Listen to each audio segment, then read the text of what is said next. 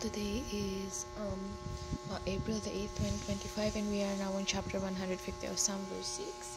It says, "Let everything that hath breath praise the Lord. Praise ye the Lord." So, everything that hath breath, it includes us. Especially, it is us who have to praise the Lord, the grandest, the most, because we are the only species in this planet that God saved.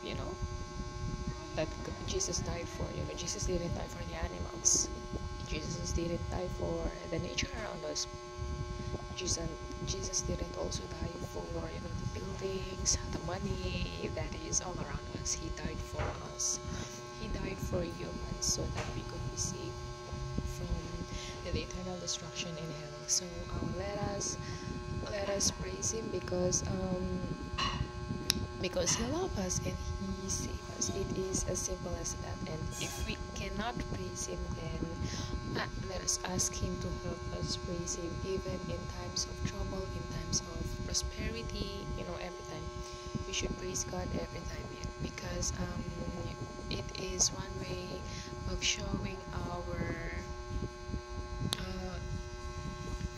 thanksgiving to God by praising him. And by praising him, we also acknowledge that he is in control of everything. We are not in control of everything. We fail. We are not perfect, but he is the perfect God. And everything that happens, especially around us, especially in this time, the days are becoming evil. They are already showing that he is coming back. Rapture is imminent. So let us praise him and let us do the things that he wants us to do now. Let us not waste a lot of time anymore, because we don't know when he'll come back, but he will come back soon, and he will definitely come